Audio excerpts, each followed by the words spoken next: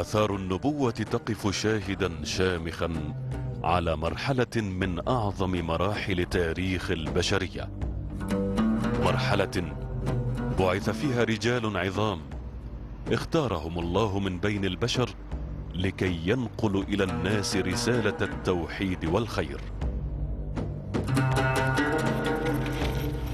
وفي رحلة امتدت من أقصى الجنوب في الجزيرة العربية إلى تركيا مرورا بمصر وبلاد الشام والعراق، سعينا إلى استقصاء شواهد النبوة ومسيرة الأنبياء. فوجود هذه الشواهد والتمسك بها يشكل علامة بارزة واضحة على تمسك شعوب هذه المنطقة بالرسالة التي جاء بها الأنبياء وإخلاصهم لها. فالشاهد الحي الدال على النبوة يرسخ إيمان المؤمن بالأنبياء والنبوات، والإيمان بهم ركن من أركان العقيدة، مثلما يشكل استلهاما للمعاني الكبرى التي أرسلوا من أجلها.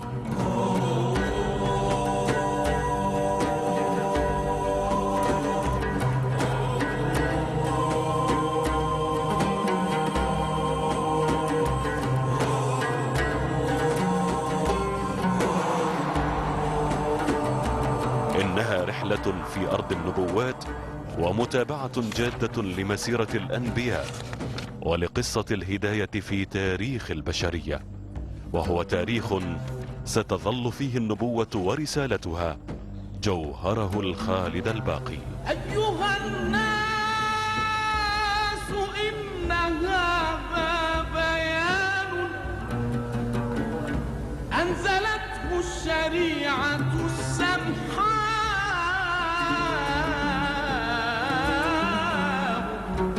أيها الناس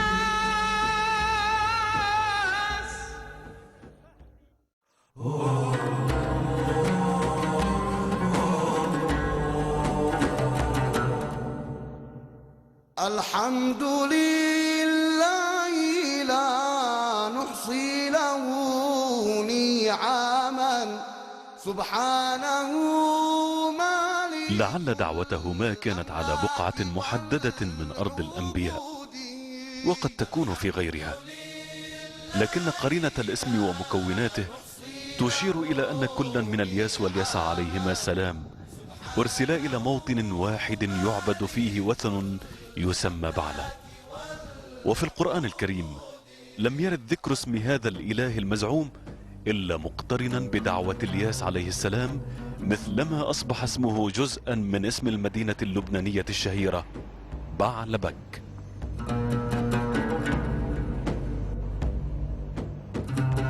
سهل البقاع ظل في التاريخ منطقة عبور مميزة في منطقة شرق المتوسط، بين ساحل البحر وبر الشام، وبين شمالي البلاد الشامية وجنوبيها في فلسطين. في أرجائه انتشرت مدن وقرى ما زالت تحتفظ بآثار من عاشوا فيها أو مروا منها، من الفينيقيين إلى اليونان والرومان، وصولا إلى العهد الإسلامي، وما يمثله من عمران ينتشر في كل مكان. وهذا السهل اشتهر بوفرة محاصيله الزراعية لامتداد أراضيه وكثرة مياهه وإحاطته بالجبال من الشرق والغرب.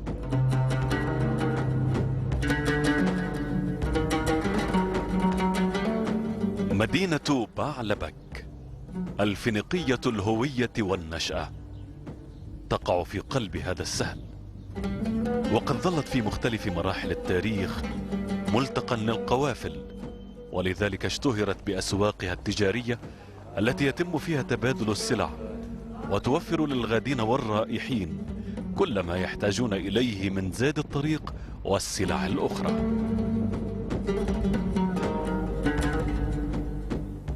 غزاها الإسكندر الأكبر وحول اسمها إلى هليوبوليس أو مدينة الشمس، وعندما غزاها الرومان فيما بعد أقاموا فيها واحدا من أكبر معابدهم سمي معبد جوبيتر، وجعلوا إلى جانبه معابد وهياكل أخرى تحولت إلى مراكز دفاعية.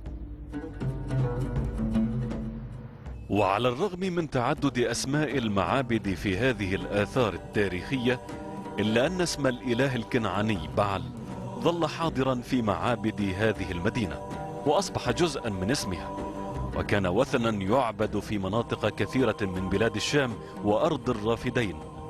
اتخذه الفينيقيون إلها ونقلوه معهم في غزواتهم، وانتقلت عبادته منهم إلى اليونان عندما غزوا بلاد الشام.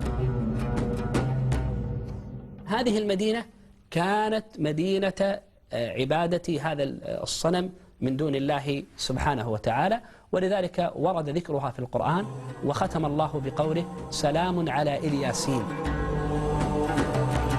أستعيد ما قاله العلماء والمؤرخون، كما فعل مثلا ابن جرير الطبري في تاريخ الطبري، في البداية والنهاية لابن كثير، وغير هذه الكتب تذكر أن بعل منه سميت بعلبك.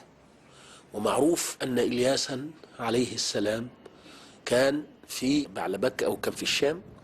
فأنا أتخيل منظر بعلبك، وهي مدينة الأحلام القديمة، المناظر الطبيعية الجميلة وما فيها، وأتصور نظرة النبي إلياس إلى الكون على أنه مخلوق، وعلى أن هناك من يبدع من الناس، ولذلك أحسن الخالقين.